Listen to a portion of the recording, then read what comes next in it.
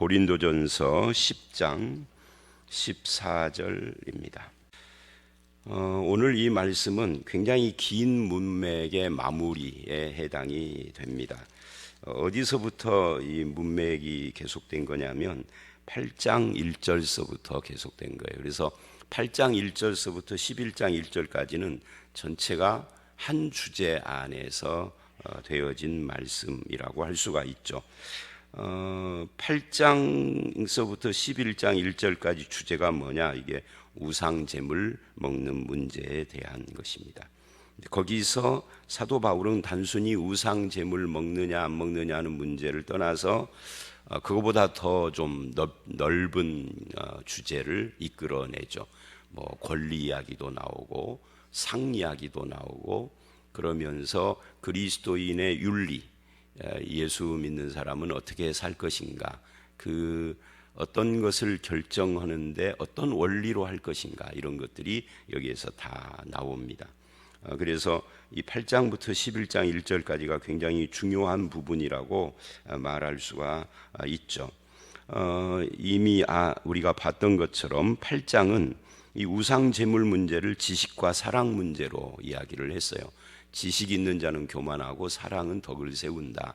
그래서 이 세상에 신은 없다, 하나님 이외에는, 여기서부터 출발을 합니다. 그러니 우상에게 제물 바친 거 그거 먹어도 상관없는 거다, 없는 신한테 바친 건 그냥 음식일 뿐이지 뭐 하는 그런 이야기로 출발을 해요. 이게 지식이죠. 그런데 결론은 나는 영원히 안 먹겠다. 안 먹는 이유가 뭐냐? 우상의 제물이기 때문이 아니라 다른 형제가 내가 그렇게 하는 것을 보면 그런 어떤 분별력도 없고 지식도 없이 따라하다가 실족하게 되는 이것 때문에 8장 이야기가 그거였어요.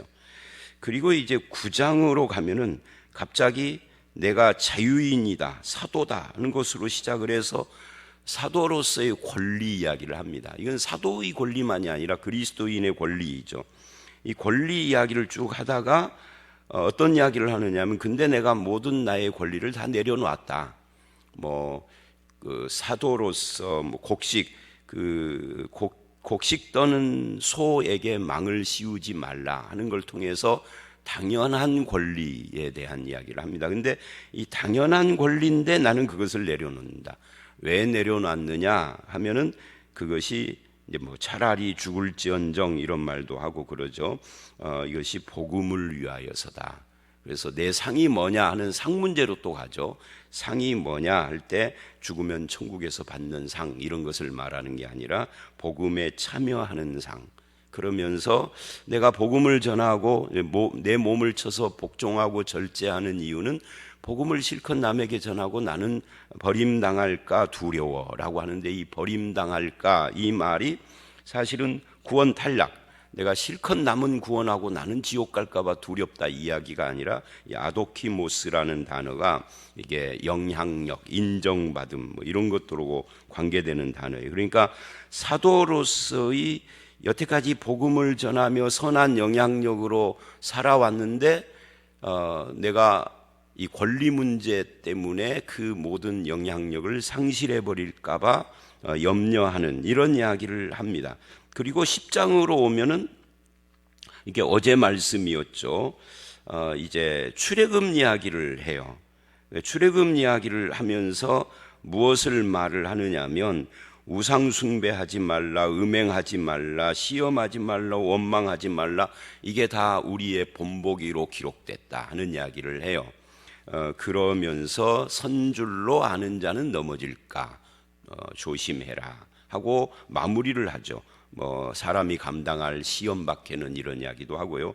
그게 12절 13절입니다. 그러니까 이게 전부 다 우리는 이 출애굽 이야기를 하는 부분이나 선줄로 아는 자는, 이런 것들을 다 독립적으로 이해를 하는데, 이게 전부 다 어떤 차원에서 지금 이야기를 하느냐면 우상과 우상 제물 이야기를 하는 거예요. 그래서 오늘 본문은 그 이야기로 다시 돌아왔어요. 원래의 주제로. 그러니까 쭉 우상 제물 이야기를 하면서 권리 이야기도 나오고 선줄로 아는 자는 이야기도 다 나왔다는 거예요.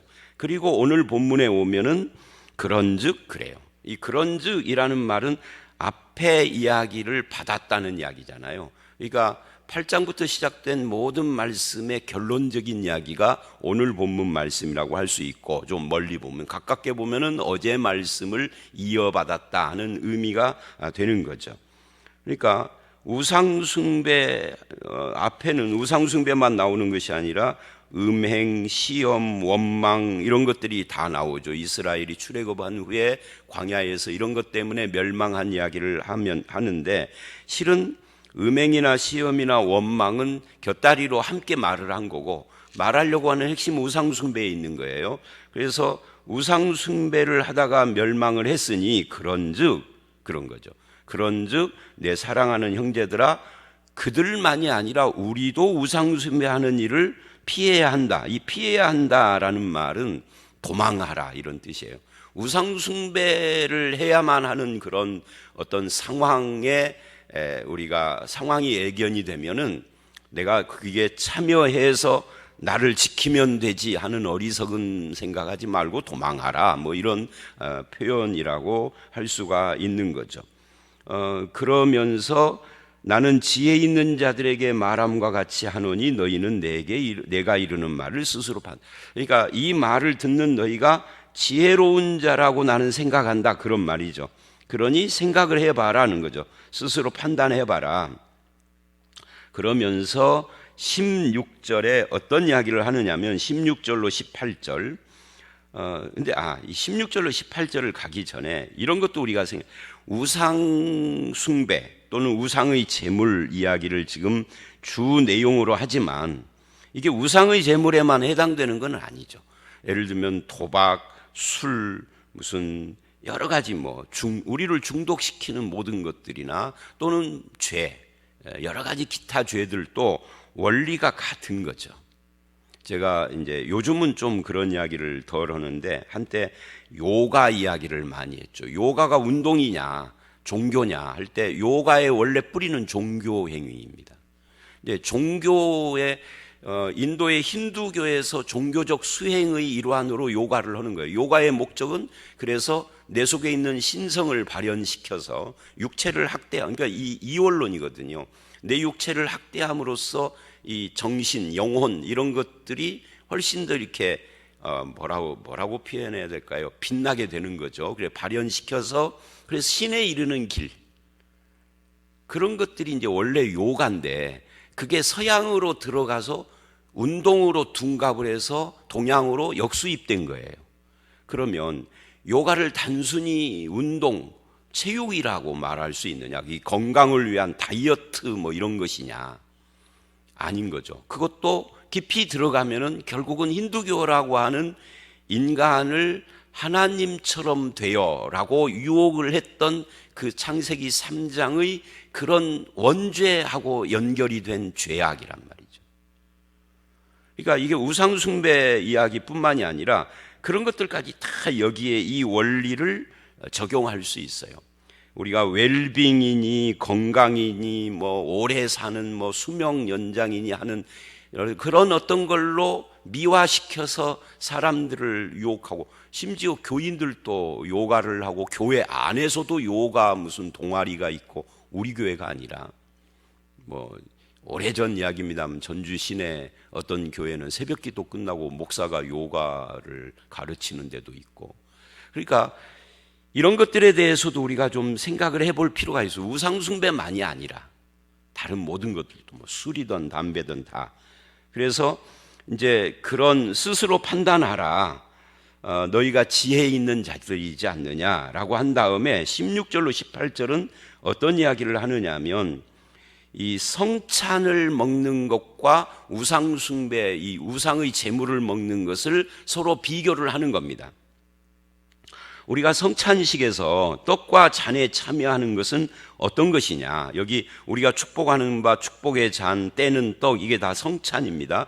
이거는 그리스도의 피에 참여하고 그리스도의 몸에 참여합니다. 즉 연합이다 그 말이죠. 우리가 떡을 먹을 때 그냥 오늘 떡은 좀 우리가 떡이 아니라 요즘 이게 빵으로 하죠. 오늘 빵은 좀 맛이 없네. 오늘 포도주는 좀 너무 진하네. 이렇게가 아니라 그리스도의 피, 그리스도의 몸에 참여해서 연합, 한 몸을 이루는 행위다 그게. 그럴 때 그리스도와 한 몸이고 성도들이 다 같이 하나의 몸에 참여하는 한 몸 지체들이다. 이런 것이 성찬의 의미인데, 그런데 그와 같이 예수님께 참여하여 한 몸 된 자들이 그 육신을 따라서 난 이스라엘처럼 이스라엘도 제단에 참여하는 자가 제물을 먹는 자가 제단에 참여하는 자들인데, 우상의 제물을 먹는 거라면 우상과 하나 되는 행위다. 8장에서 우리는 우상은 없다, 신이라는 것은 없다라고 했어요. 근데 여기서는 마치 우상이 있는 것처럼 표현을 합니다. 이 말은 우리가 말하는 그 우상이 실제로 존재한다는 이야기가 아니라 우상의 제물을 먹음으로써 우상이 없지만 거기에 하나 되는 것과 같아, 그런 말이죠. 제단에 참여하는 자와 같은 것처럼, 제물 먹는 자가. 그러니까 성찬, 제물, 그리고 우상의 제물, 이렇게 세 가지를 나란히 비교를 하고 있는 거예요. 그러니까 이게 뭐라는 거예요? 먹어도 되고 안 먹어도 상관, 네 자유다가 아니라 이건 이제 심각한 문제다. 그러니까 8장에서는 먹어도 상관없는 것인데 나는 안 먹는다. 왜? 덕을 위해서. 근데 여기서는 덕이라고 하는 가벼운 문제가 아니라 좀 더 심각한 쪽으로 나간 거죠. 자, 그런 의미에서 이제 어제 우리가 봤던 10장 1절로 4절에서 출애굽을 한 이스라엘이 홍해바다 건너는 것을 뭐라고 표현을 했느냐면 모세에게 속하여 구름과 바다에서 세례받았다 이랬어요.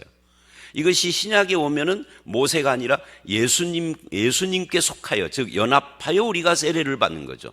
그래서 머리 위에다가 물을 뿌리는 것은 바로 예수님과 함께 네가 죽었다, 이걸 말하는 거거든요.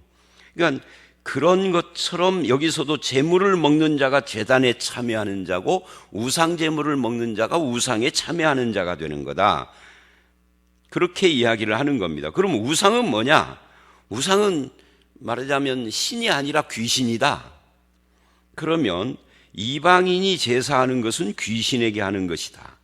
그러면 그거를 먹으면 귀신과 하나 되는 것이냐? 그러면은 이제 그런 이제 논리를 지금 말하고 있는 겁니다. 그래서 19절 그런즉 그러죠.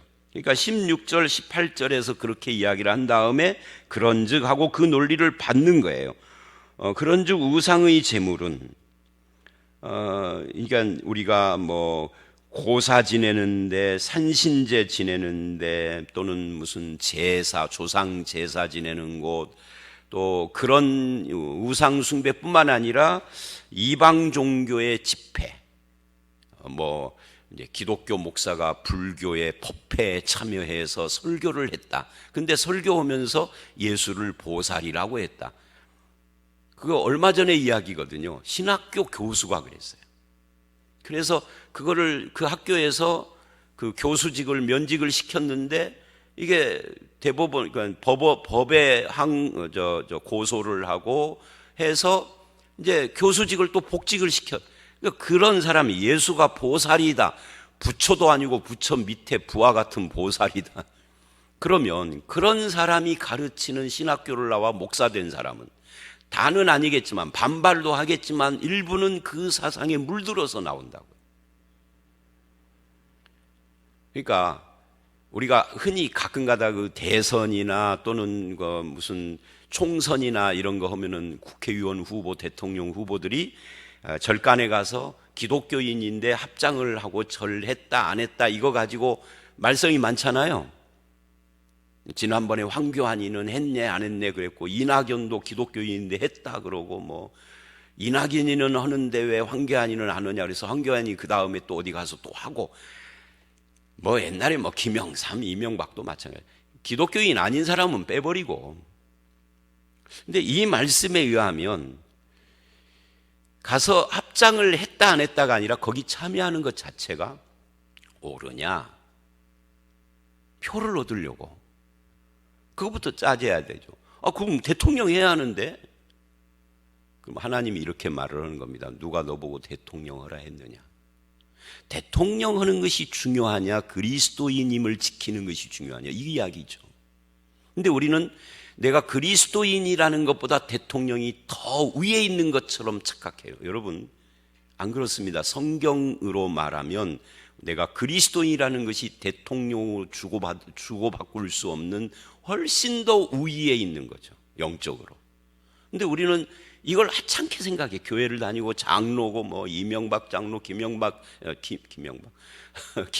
장로 해도, 장로, 목사, 신학교 교수 해도 그리스도인이라는 것을 너무 하찮게 생각하는 거죠.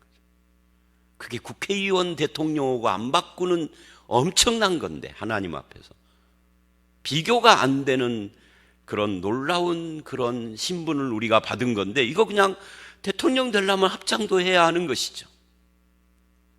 합장했다 안 했다가 아니라 거기 참여하는 것 자체부터 심각하게 생각해야 하는데, 안 그래요. 그런 사람이 없어요.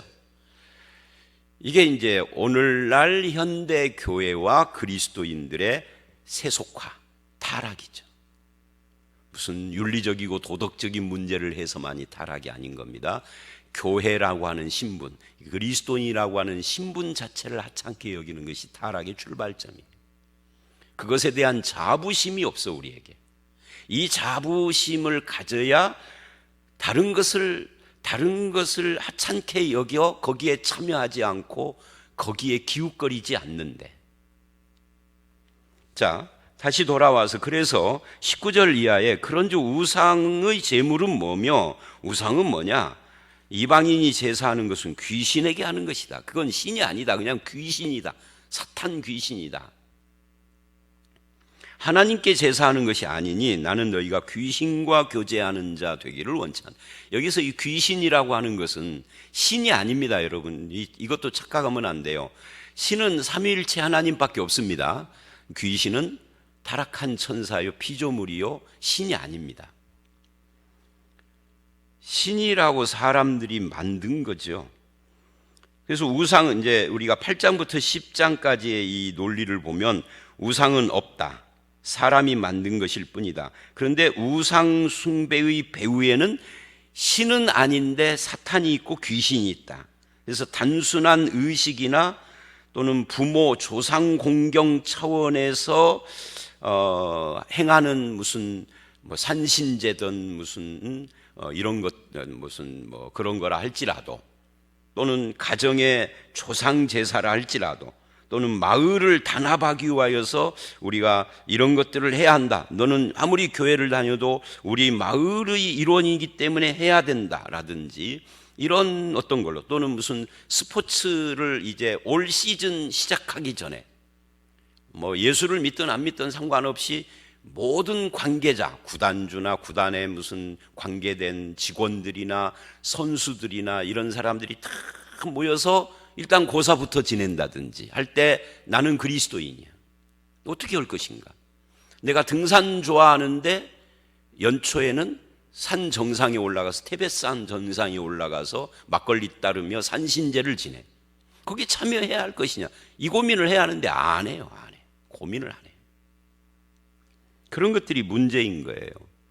우상숭배뿐만 아니라 예수 믿는 사람이 남녀가 부둥켜 안고 댄스를 추고 막 빙빙 돌아가는 클럽에 갈 것이냐 말 것이냐부터 생각을 해야 돼.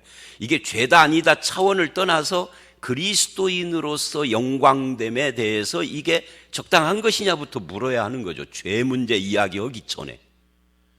안 물어요. 물어보지 않아요. 건강에 좋다는데 이게 더 중요해. 아니, 건강이 꼭 그걸로만 하나요? 천변 걸어도 되는 것이고 집에서 자전거 타도 되는 것이고, 뭐 제가 전에 말했잖아요. 지난주인가 지지난주에 여기서 말했나, 성경 공부 때 말했나, 체계산이라는, 순창에 있는 체계산이라는 곳을 이제 가게 되는데 계단이 계속 있더라고요. 몇백 계단. 근데 헛걱거리고 올라가는데 눈에 띄는 것이 계단, 이렇게 계단 그 뭐라고 그래요? 계단 이렇게 구부러지는 거기에 아마 군청 같은 데서 해놓은 것 같아요. 거기다가 글귀를 써놨어. 올라가는 사람 힘내라고. 근데 그 글귀 중에 하나가 한 계단 오르면 그 수명이 4초 연장된다고 했던가. 하여튼 한 계단에 4초씩 더 산대요. 그래서 제가 헉헉거리며 올라가면서 계산해 봤어. 이 계단 다 올라가면 얼마나 더 사나오고, 그랬더니 한 2시간 정도 더 살겠더라고요. 그래서 내가 결론을 이렇게 냈어요. 목사가 성도님들이나 그 성도의 부모님들이나 돌아가실 때 옆에 있는 경우가 많잖아요. 죽을 때는요, 1시간 빨리 죽는 것이 얼마나 행복한 줄 몰라요. 죽을 때는 1시간 늦게 죽는 것이 그렇게 괴로운 거예요. 여러분, 돌아가실 때는 1시간이나 2시간 더 빨리 돌아가셔야 돼. 그래야 괴로움이 덜해요. 그래서 내가 피식 웃었어. 이거 계단 올라가서 한 2시간 더 살고, 뭐 일주일에 한 번씩 올라가면은 뭐 며칠 더 살겠죠. 그게 행복일까? 근데 우리는 오래 사는 거, 건강, 여기에 모든 가치를 집중시켜. 그리스도인으로서. 그리스도인은 그거보다 더 중요한 가치가 있잖아요. 아이고, 저는 지금 등산 가는 것이 나쁘다 이 이야기를 하는 게 아닙니다. 우리는 오래 사는 것이 더 중요하냐, 그리스도인으로서. 건강이 더 중요하냐, 신앙보다. 국회의원 돼야 하느냐, 뭐 이런 이야기를 지금 하는 겁니다. 시간이 많이 가니까 그냥 지나가십시다. 이 적용적인 이야기예요. 그냥 이 말만 나는 우상제물 안 믿어 하고 그냥 나는 다 지켜 이렇게 생각할까봐 이런저런 이야기를 하는 거예요. 이게 단순한 문제가 아니다. 그래서 주의 잔과 귀신의 잔, 주의 식탁과 귀신의 식탁 겸할 수 없다. 그렇게 이제 22절까지 말을 하고 23절서부터 11장 1절까지는 지금까지 이야기를 종합해서 기독교인의 윤리의 원칙을 이야기를 합니다. 윤리의 원칙이 이거예요. 모든 것이 가하나, 우리는 모든 것을, 죄 짓는 것만 아니면 모든 것을 할 수 있지만 이게 죄가 아니라 할지라도 유익하냐 아니냐 따져야 되고, 덕을 세우는 것이냐 아니냐를 따져야 된다. 죄도 아닌데 뭐 이렇게 죄는 아닌데 덕을 못 세우는 것이면 하면 안 되는 거죠. 이때 자기 유익이 아니라 남의 유익이다. 그죠? 그리고 양심 이야기를 해요. 근데 이 양심이 뭐냐? 나는 내 양심에 꺼리낌이 없어. 그거는 잘못되고 미성숙한 어린아이 같은 신자입니다. 이 양심은 네 양심이 아니라 남의 것이다 라고 29절에 설명을 하죠. 그래서 나는 양심에 꺼리낌이 없지만 다른 사람이 나 때문에 양심이 더러워진다면 그것은 죄 짓는 거죠. 사실은 결론적으로 사람을 해치는 것이고, 내 자유가 남의 양심으로 판단을 받는 거니까 비방을 받고, 그런즉 31절 먹든지 마시든지 무엇을 하든지 다 하나님의 영. 이게 참 재미있는 표현이에요. 자, 유익, 덕, 영광, 이 세 가지가 우리 기독교인의 윤리를 컨트롤하는 기본 원리인데, 뭐 이거는 우리가 그냥 그렇게 생각하면 되고요. 근데 여기서 주의 영광, 하나님의 영광 이야기를 할 때 먹든지 마시든지 무엇을 하든지, 하나님의 영광은 예배로만 돌리는 것은 아니에요. 먹을 때도 마실 때도 무엇을 하든지, 등산을 갈 때도 하나님의 영광이어야 되고, 뭐를 하든지 운전을 할 때도 그렇고, 이게 기독교인의 윤리의 원칙인 거죠. 다시 유익, 덕, 영광입니다. 유대인 헬라인에게나 하나님의 교회나 거치는 자가 되지 말아라. 모든 사람의 자신의 유익을 구하지 않고 다른 많은 사람의 유익을 구하고, 그들이 구원받는데 네가 통로가 되고 도구가 되어야 한다. 그리스도를 본받는 바울처럼 너도 그래라. 바울은 자기는 그런 원칙을 가지고 산다는 거죠. 그래서 오늘의 결론은요, 우상 숭배와 우상 제물 이야기인데 결론은 유익, 덕, 영광을 따져봐라 라고 이야기를 하는 겁니다. 내가 하는 말이나 행동이나 내가 어디를 가는 거나 무엇을 하는 것이나 이게 하나님께 영광인가, 사람들에게 덕이 되고 유익이 되는가, 이걸 해야지. 나는 내 양심은 깨끗해, 그거는 어리석은 자. 제가 이렇게 표현을 하고 마무리를 할게요. 내 양심은 깨끗해 그러면요, 뒤통수 한 대 때려주세요. 네 양심만 깨끗하면 다가 아니야 라고. 그렇게 말하면 안 됩니다. 어린아이입니다. 다시 말하고 끝낼게요.